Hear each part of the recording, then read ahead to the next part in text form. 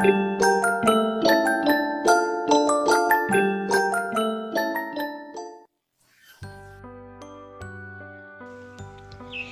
meşədə xeyirxah bir tutuquşu yaşayırdı.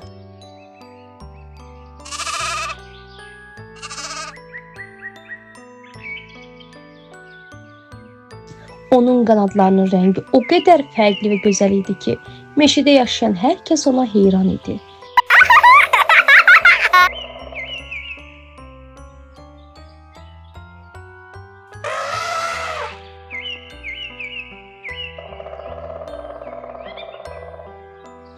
Günlərin bir gündə Tısbağa tutuquşuya yaxınlaşıb dedi: Ay tutuquşu, bizim bu yaxınlarda şənliyimiz var. Meşənin hər yerindən tısbağalar yığışacaqlar. Mənə rəngli lələklərdən verə bilərsənmi?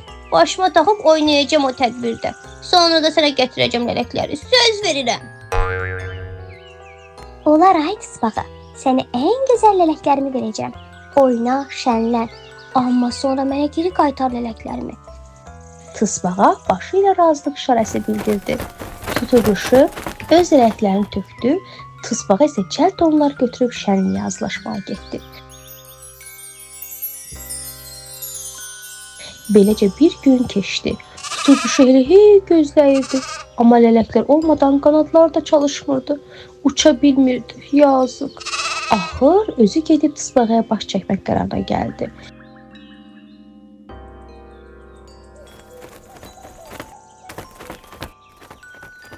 Tutuquşu tısbağanın yaşadığı yerə çatanda gözlərinə inanmadı. İçəridə yüzlərlə tısbağa var idi. Hamısı başına tutuquşunun lələklərindən taxmışdılar və dayanmadan rəqs edirdilər.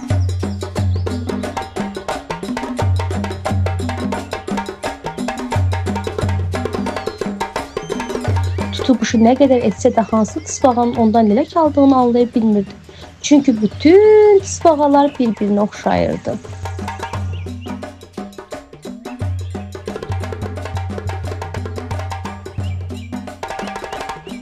Tısbağalardan biri onu görüb oxudu. Ay yazıq tutuquşu, çıxıb başından hoşu. Lələk verib bağaya, az qalır ki ağlayır. Burada çoxdur tısbağa, tez başla axtarmağa. Tutuquşu yazıq tısbağalara baxır, ancaq kimin lələklərini verdiyini tapa bilmirdi. O bir neçə saat oynayan tısbağalara baxır və sonra kör peşman geri qayıdır. Yolda o qoca bir arvada rast gəldi. Arvad soruşdu: "Nə olub ay tutuquşu? Niyə kədərlənmisən?" Necə izah edim bilmirəm. Tısbağaya lələklərimi vermişdim. Şənlikdə iştirak etsin deyə. Baxıram hər kəsə paylayıb lələklərimdən. İndi onu tısbağaların arasından tapa bilmirəm ki, geri alım lələklərimi. Məni ələ salıb gülür mahnı oxuyurlar. Üzülməsən. Onlar səndən bir şey xahiş edib. Zəhmət olmasa saçımı daraya bilərsənmi? Biraz yağ da sür, daramaq olmur yoxsa. Belim əyilib, lap taqətdən düşmüşəm. Tutuquşu qarının saçını darayır. Yaxşı daranması üçün saçına yağ da vurur və işi bitdikdən sonra qarı ona deyir: "Sən gəl belə et.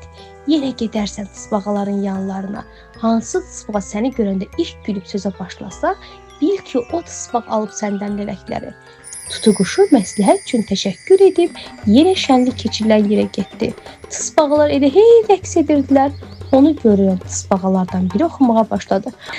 Ay yazıq tutuquşu, çıxıb başından hoşu.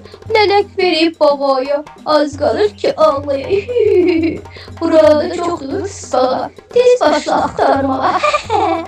Tutuquşu tez üzünü ilk oxuyan tısbağa tutub deyir: Mən onu axtarmışam, çətin də olsa tapmışam. Sən məndən götürmüsən, heç utanıb ölmürsən? Tısbağa qorxub başından lələkləri yerə atdı. Ardınca bütün tısbağalar da eyni şəkildə lələkləri başlarından çıxardılar. Şənlik dağılmağa başladı. Tutuquşu yerdən lələkləri götürdü və yenidən əvvəlki kimi gözəl oldu. Havada uçarkən çox xoşbəxt idi. Qoca qarının yanına uçub məsləhət üçün təşəkkür etməyi də unutmadı. Nağılımız da burada sona yetdi. Yeni nağıllarda görüşərik. Hələlik dostlar.